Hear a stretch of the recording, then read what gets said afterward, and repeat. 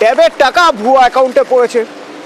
এবার আবাসের টাকার ক্ষেত্রে রাজ্য সতর্ক, নজর রাখতে হবে যাতে ঠিকঠাক মানুষের হাতেই টাকা পৌঁছয়, অ্যাকাউন্টে যেন এদিক ওদিক করার সুযোগ কেউ না পায়। তো তার জন্য রাজ্য সরকার কি ভাবনা চিন্তা করেছে, সোমরাজ রয়েছে আমার সঙ্গে, সরাসরি বলতে পারবে। সোমরাজ,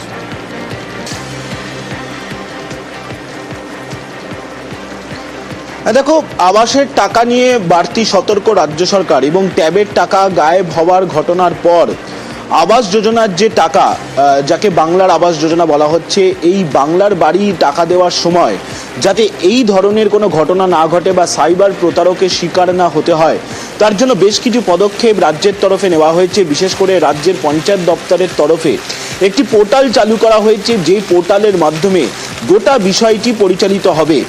যেটা এসওপি দেওয়া হয়েছে বিভিন্ন জেলাগুলিকে, সেই এসওপিতে প্রথমত বলা হচ্ছে যে পোর্টাল রাজ্য পঞ্চায়েত দপ্তর তৈরি করেছে, সেই পোর্টাল থেকে সরাসরি যারা নির্বাচিত উপভোক্তা হবেন তাদের কাছে এসএমএস করে জানিয়ে দেওয়া হবেন যে তারা নির্বাচিত উপভোক্তা, অর্থাৎ তারা আবাস যোজনার অধীনে বাড়ি পাচ্ছেন।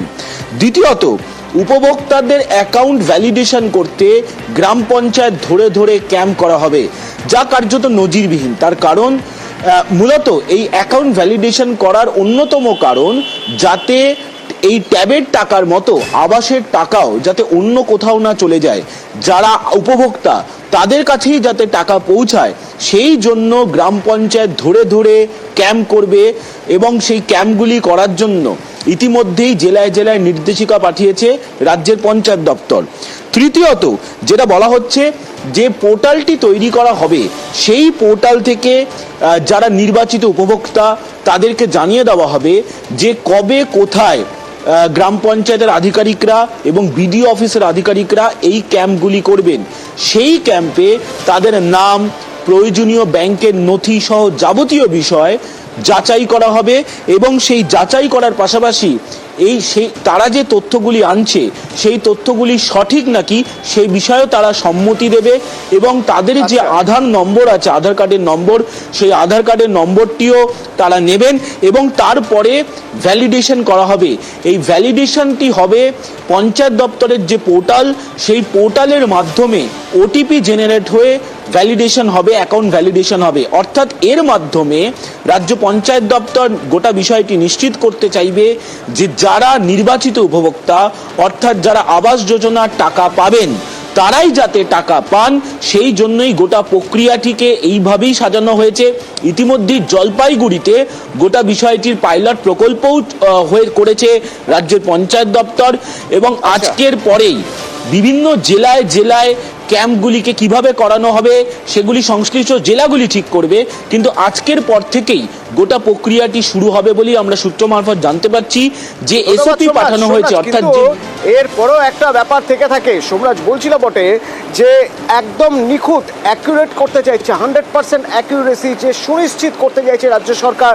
তালিকায় যার নাম রয়েছে উপভোক্তা তার হাতেই যেন টাকা যায়, তার অ্যাকাউন্টে যেন টাকা যায়। কিন্তু সমস্যা তো অনেক সমস্যা, কেস অনেক রকম। এই টাকা হাতে পাওয়ার পর, সেই টাকা দিয়ে বাড়ি বানানোর পর সেই বাড়ি বেচে দিয়েও মানুষ গায়েব হয়ে যাচ্ছেন। ঠিক এরকমই একটা ঘটনা বসিরহাটে। আবাসের বাড়ি বেচে দিয়েছেন, আবাসের বাড়ি বেচে দিয়ে তাকেও এবার খুঁজে পাওয়া যাচ্ছে না। মানে তিনি আবাসের জন্য অ্যাপ্লাই করেছেন, আবাস পেয়েছেন, সেই আবাসের বাড়ি তিনি বানিয়েছেন, বানানোর পর সেটা তিনি বেচে দিয়েছেন, বেচে দিয়ে টাকা নিয়ে হাওয়া। অনুপম রয়েছে আমার সঙ্গে, সরাসরি বলতে পারবে। অনুপম, কে ইনি এবং পুরসভার কাছেও কোনো খবর নেই?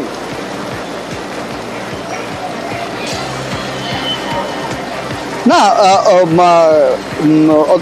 শোনো, ব্যাপারটা হচ্ছে এই যে বসিরহাটের 14 নম্বর ওয়ার্ডের সেনপাড়ার যে ঘটনা, এই উপভোক্তার নাম হচ্ছে অঞ্জনা সেন। ইনি আবাসের জন্য একটা আবেদন করেন এবং তার নামে আবাসের টাকা বরাদ্দ হয় এবং সেই টাকা দিয়ে তিনি বাড়িও তৈরি করেন এবং বাড়ি তৈরি করার পরে সেই বাড়ির সামনে যে আবাসের জন্য যে ফলকটা লাগানো হয় সেই ফলকটাকে ভেঙে দিয়ে সেই বাড়িটা বিক্রি করে দেয় এবং বিক্রি করে দিয়ে সেই টাকা নিয়ে তিনি উধাও। চমৎকার। এবং সেখানে তারপরে যে ব্যক্তি এই বাড়িটা কিনেছে তার সঙ্গে যোগাযোগ করতে পারছে না পৌরসভা, এমনকি 14 নম্বর ওয়ার্ডের যে কাউন্সিলর ভাস্কর মিত্র তার সঙ্গে যোগাযোগ করতে পারছে না। আর এই যে অঞ্জনা মিত্র, যে উপভোক্তা এই বাড়িটা বিক্রি করে দিয়ে চলে গেল, তারও সুইচ বন্ধ, তিনি কোথায় আছে সেটাও খুঁজে পাচ্ছে না। পৌরসভা, ওয়ার্ডের কাউন্সিলর তারা রীতিমতো চারিদিকে না, যিনি এই বাড়িটি কিনেছেন তাকে কি পাওয়া যাচ্ছে অনুপম? যিনি বাড়ি কিনেছেন তাকেও পাওয়া যাচ্ছে না? তাকেও পাওয়া যাচ্ছে না। বাড়িটা পুরো তালা দেওয়া, বাড়িটা বিক্রি হয়েছে, সবটাই এলাকার মানুষও জানে, সবাই জানে যে বাড়িটা বিক্রি হয়ে গেছে। এই অঞ্জনা সেনেরও যেমন খোঁজ পাওয়া যাচ্ছে না, তার সুইচ বন্ধ, তিনি কোথায় আছে যেমন খোঁজ পাচ্ছে না। এবং যে কিনেছে তাকেও খুঁজে পাওয়া যাচ্ছে না যে সে কিনেছে, তার কারণ বাড়িটা পুরো তালা দেওয়া। যে কিনেছে সে এখন এই বাড়িতে বসবাস করা শুরু করেনি।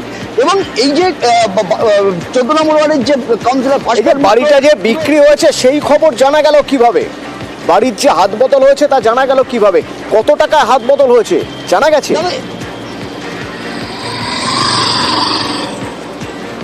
না দেখো অতনু, এই যে যখন এই যে আবাসের বাড়ি নিয়ে যখন তোলপাড় হচ্ছে, চারিদিকে যখন বিভিন্ন অভিযোগ উঠে আসছে, তখন এই ওয়ার্ডের যে কাউন্সিলর ভাস্কর মিত্র, তিনিও তার ওয়ার্ডে যাতে কোনো রকম দুর্নীতি বা কোনো কিছু না হয় তিনিও তার পদক্ষেপে নামেন। তিনি বিভিন্ন জায়গায় ঘুরে খোঁজ খবর শুরু করেন। এবং তখনই কিন্তু তার চোখে পড়ে যে এই অঞ্জনা মিত্র তিনি এই বাড়িটা করেছিল এবং বাড়িটা বিক্রি করে দিয়ে তিনি চলে গেছে। এবং তার সঙ্গে যে ফোন নাম্বার ছিল সেই ফোনে যোগাযোগ করা যাচ্ছে না, তিনি কোথায় আছে সেটাও যোগাযোগ করা যাচ্ছে না। তা এমনকি তার যে বাপের বাড়ি, সেই বাপের বাড়িতেও তিনি নেই। এবং যার কাছে বিক্রি করেছে তিনিও কিন্তু এখনো পর্যন্ত এই বাড়িতে এসে কিন্তু বসবাস করা শুরু করেন।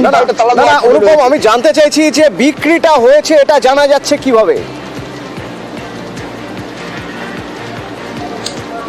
দেখো, বিক্রিটা হয়েছে এটা জানা যাচ্ছে, তার কারণ হচ্ছে এই যে এই বাড়ির আশেপাশে দু একজন যারা বাস করে তারা এই কাউন্সিলরকে জানিয়েছে যে এই বাড়িটা বিক্রি করে দিয়ে অঞ্জনা মিত্র এখান থেকে চলে গেছে।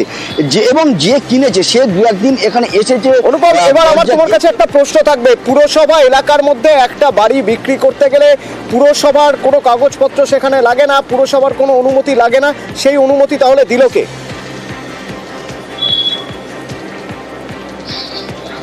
দেখো, এখানেই তো সব থেকে বড় প্রশ্ন, এই যে অঞ্জনা মিত্র এই যে বাড়িটা আবাসের যে পোস্টারটা মারা ছিল, আবাস যোজনার ঘর বরাদ্দ হলে যে পোস্টারটা লাগাতে হয়, সেই পোস্টারটা পুরো ভেঙে দিয়ে বেআইনিভাবে বিক্রি করে দিয়ে সে এখান থেকে চলে গেছে। এবং যে কিনেছে সেও নিশ্চয়ই বেআইনিভাবে যেহেতু কিনেছে, সেই জন্য যে টাকা হওয়া উচিত তার থেকে নিশ্চয়ই কোনো কম টাকায় কিনেছে, যে কারণে কম টাকায় কিনে পরবর্তী সময়ে এসে বসবাস করবে, যখন সব কিছু থিতিয়ে যাবে তখন বসবাস করবে, এরকম একটা পরিকল্পনা তার রয়েছে।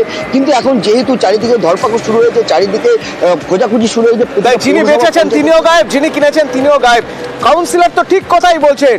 কাউন্সিলরের সঙ্গে যখন আমরা যোগাযোগ করেছি তিনি তো ঠিকই বলছেন, এরকম করলে প্রকল্পের সুবিধাই অর্ধেক মানুষ পাবেন না। আসল মানুষ যাদের প্রয়োজন তারাই বঞ্চিত হয়ে যাবেন যদি এইভাবে প্রকল্পের তছরূপ হয়। এই একটি বাড়ি, যে বাড়িটার মালিকের নাম হচ্ছে অঞ্জনা সেন, স্বামী মৃত প্রদীপ সেন। এই বাড়িটি কমপ্লিট সার্টিফিকেট পাওয়ার আগেই একজনের হাতে বিক্রি করে দিয়ে তিনি এখান থেকে চলে গেছেন, তাকে খুঁজে পাওয়া যাচ্ছে না এবং যিনি কিনেছেন তারও কোনো খোঁজ নেই। এই ধরনের দুর্নীতি যদি ধরা না যায় আগামী দিনে গরিব মানুষরাও সঠিক বাড়ি পাবে না এবং যাদের প্রয়োজন তারাও এই বাড়ি পাচ্ছে না। আমরা সবসময় চাই যে সরকারের টাকা যেন সঠিক কাজে ব্যবহৃত হয়। আমরা অলরেডি এটাকে পৌরসভায় জানিয়েছি এবং পৌরসভা থেকে বসিরহাট থানায় একটা এফআইআর লঞ্চ করা হয়েছে।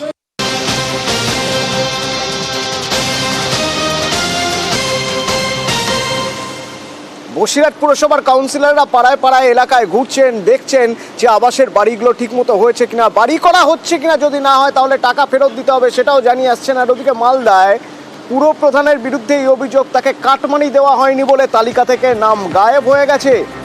সেবক রয়েছে আমার সঙ্গে সরাসরি। কি ঘটনা সেবক?